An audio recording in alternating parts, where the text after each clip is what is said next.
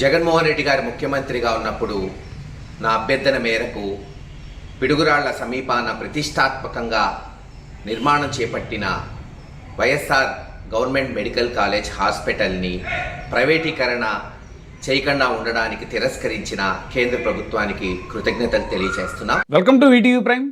నిజం నిలకడ మీద తెలుస్తుందంటారు, కానీ ఇప్పుడు పరిస్థితులు అలా లేవు. ఎందుకనంటే నిజం చెప్పులేసుకునే లోపు అబద్ధం 6 రూడ్లు తిరిగేసి వస్తుంది అనేటువంటిది కూడా ఉంది. కాబట్టి ప్రతిదీ ఇప్పుడు చేసింది చెప్పుకోవాల్సిన అవసరం ఉంది. ముఖ్యంగా తెలుగుదేశం పార్టీ యొక్క బలమైన మీడియా ముందు జగన్మోహన్ రెడ్డి గారు ఏది కూడా ఆయన స్టైల్ ఆఫ్ ఫంక్షనింగ్ ఏది బయటికి చెప్పకపోవడం వల్ల అసలు చాలామంది వైసీపీ నాయకులకే తెలియనటువంటి పరిస్థితి. అసలు మెడికల్ కాలేజ్ విషయం అనేటువంటిది చాలా ఒక విప్లవాత్మకమైనటువంటి మార్పు. ఇంచుమించు దగ్గర ఆయన అసలు ఇప్పుడు కొత్తగా వినిపిస్తుంది ఏంటంటే జిల్లాలు కూడా జగన్మోహన్ రెడ్డి గారు జిల్లాలు విభజించింది కూడా మెడికల్ కాలేజ్ సీట్ల కోసం, మెడికల్ కాలేజ్ కేంద్ర ప్రభుత్వం అలాట్మెంట్ కోసం ఆయన జిల్లాలని విభజించారు అనేటువంటిది కూడా తెలుస్తోంది. ఇప్పుడు ఈ విషయాలన్నీ కూడా ఇటువంటి ఏమీ లేకుండానే గూగుల్ డేటా సెంటర్ ఇంకా దానికి ఇంకా తలేదో తోకేదో లేకుండానే దాని మీద అసలు విపరీతమైన ప్రచారం చేసేసుకుని ఇంకేముంది సిలికాన్ వ్యాలీని నేను వైజాగ్ పట్టుకొచ్చేసాను అనేటువంటి స్థాయిలో ప్రచారం చేసుకునేటువంటి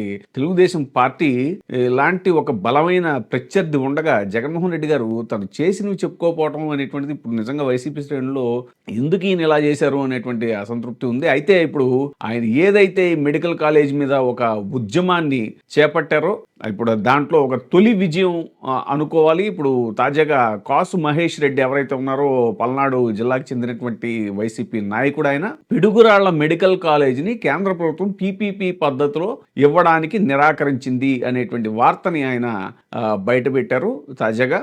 ఇది చాలా గొప్ప విజయం వైసీపీకి, ఇది కూటమి ప్రభుత్వంకి ఇది చాలా పెద్ద సెట్ బ్యాక్ ఇది. ఎందుకంటే వాస్తవానికి 3 మెడికల్ కాలేజీలు ఏవైతే ఉన్నాయో పిడుగురాళ్ల, అలాగే పాడేరు, మచిలీపట్నం, ఈ 3 మెడికల్ కాలేజీలు ఆల్మోస్ట్ ఫినిష్ అయిపోయి పాడేరు అయితే ఆల్రెడీ ఫంక్షనింగ్ లో ఉంది. ఇక్కడ కూడా కాసు మహేష్ రెడ్డి చెప్తున్నారు 100 పడకల ఆసుపత్రి కంప్లీట్ గా పూర్తి అయిపోయిందట. ఇక కాలేజ్ మాత్రం ఒక 60% కొంచెం పూర్తి అవ్వాల్సి ఉంది. అసలు లాస్ట్ హాస్పిటల్ అయితే లాస్ట్ ఇయర్కే అది ఫంక్షనింగ్ లోకి రావాలి. అది ఆరోగ్యశ్రీ ఇప్పుడు వీళ్ళు ఎటు అటకెక్కించేసారు ఆరోగ్యశ్రీని, అదేదో ఇన్సూరెన్స్ అది ఇది అనుకుంటూ దాన్ని అటాచ్ చేసేసి కేంద్ర ప్రభుత్వం దానికి ఆరోగ్యశ్రీని మొత్తం ఆల్రెడీ సేవలు కూడా నిలిచిపోయాయి. ఇందులో కూడా ఆయన మహేష్ రెడ్డి గారు అదే చెప్తున్నారు, ఆరోగ్యశ్రీ లేకపోయినా కూడా పల్నాడు జిల్లాల్లో మెడికల్ కాలేజ్ అనేటువంటిది, మెడికల్ ఆసుపత్రి ఏదైతే ఉందో ఇప్పుడు పేదవాళ్ళకి ఉపయోగపడే పరిస్థితిలో కట్టినటువంటి 100 పడకల ఆసుపత్రి అది. చంద్రబాబు నాయుడు గారు అయితే ఎక్కడ కట్టారు, ఏవో పునాది రాళ్ళు వేశారు, అవేశారు ఇవేశారు, ఎక్కడున్నాయి మెడికల్ కాలేజీలు అంటూ ఎంత ఇదిగా మాట్లాడారండి. ఎక్కడుంది జీవో ఎక్కడుంది చూపించాడు ఆయన స్పీకర్ స్థానంలో ఉన్న వ్యక్తి.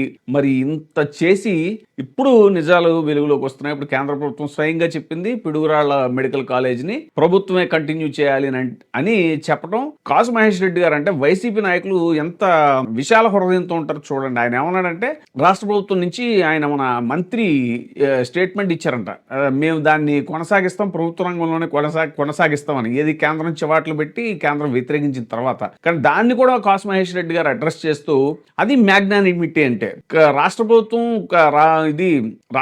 ఇప్పుడు దీన్ని ప్రభుత్వ రంగంలో కొనసాగించడానికి మేము ముందుకు వస్తామని చెప్పింది కొనసాగిస్తామని చెప్పడం అనేటువంటి దాన్ని మేము స్వాగతిస్తున్నాం అనేటువంటి మాట కూడా కాసు మహేష్ రెడ్డి గారు చెప్పడం అనేటువంటిది చాలా శుభ పరిణామం. ఇది మెడికల్ కాలేజీలని ప్రైవేటీకరణ చేయకుండా ఆపడంలో పెద్ద ఉద్యమాన్ని వైసీపీ చేపట్టిందో ఆ ఉద్యమంలో ఉద్యమంలో ఇది ఒక తొలి విజయం, మొట్టమొదటి విజయంగా దీన్ని అభివర్ణిస్తున్నారు ఇప్పుడు అందరూ కూడా. ఇప్పుడు ఆ వివరాలన్నీ కూడా కాసు మహేష్ గారి మాటల్లో విందాం. జగన్మోహన్ రెడ్డి గారు ముఖ్యమంత్రిగా ఉన్నప్పుడు నా అభ్యర్థన మేరకు పిడుగురాళ్ల సమీపాన ప్రతిష్టాత్మకంగా నిర్మాణం చేపట్టిన వైఎస్ఆర్ గవర్నమెంట్ మెడికల్ కాలేజ్ హాస్పిటల్ని ప్రైవేటీకరణ చేయకుండా ఉండడానికి తిరస్కరించిన కేంద్ర ప్రభుత్వానికి కృతజ్ఞతలు తెలియజేస్తున్నాం.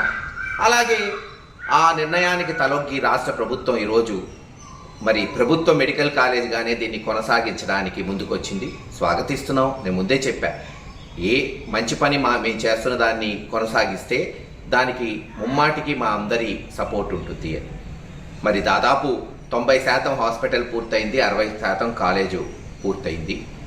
మరి ఇటువంటి తరుణంలో దాన్ని ప్రైవేటీకరణ చేయాలని కేంద్ర ప్రభుత్వాన్ని రాష్ట్ర ప్రభుత్వం అడగటం, అది కుదరదని సూచనప్రాయంగా వాళ్ళు చెప్పటం. ఎందుకంటే ఇది మొత్తం నేషనల్ పాలసీ, జాతీయ మరి పాలసీలో అనుగుణంగానే ఆ రోజున మేము జవహర్ రెడ్డి గారి ద్వారా సుమారు 200 కోట్లు తీసుకొచ్చాం. కేవలం ఆంధ్ర రాష్ట్రంలో 3 కాలేజెస్ మచిలీపట్నం, పాడేరు, పిడుగురాళ్లకే ఆ రోజు కేంద్ర ప్రభుత్వం శాంక్షన్ చేసింది. కనుక దానికి తగ్గట్టే నేషనల్ పాలసీలో ఎక్కడా ప్రైవేటీకరణ లేదు కాబట్టి దీన్ని కూడా కేంద్ర ప్రభుత్వం తిరస్కరించింది. ఈరోజు మరి రాష్ట్ర ప్రభుత్వమే ముందుకొచ్చి దీన్ని పూర్తి చేస్తామని నిన్న మంత్రి ప్రకటించడం చూసాం. కనుక త్వరలోనే దీన్ని పూర్తి చేసి, ఎందుకంటే ఇప్పటికే ఆలస్యమైంది. హాస్పిటల్ పోయిన సంవత్సరం జూన్ మాసానికే హాస్పిటల్ పూర్తయింది, 100 పడకల హాస్పిటల్ రెడీగా ఉంది. సంవత్సరం ఉన్నర నుంచి దానికి గనక స్టాఫ్ అలొకేట్ చేసుంటే హాస్పిటల్ ఈ పాటికే రన్నింగ్లోకి వచ్చేది, ప్రజలకు అందుబాటులోకి వచ్చేది. ఈరోజు ఆరోగ్యశ్రీ ఆగిపోయినా పల్నాడులో పేద ప్రజలకి వైద్య చికిత్సలు అందించగలిగేవాళ్ళం. కాలేజ్ కూడా ఈ సంవత్సరానికి అడ్మిషన్స్కి వచ్చాయి. ఇప్పటికే ఆలస్యమైంది సంవత్సరంన్నర.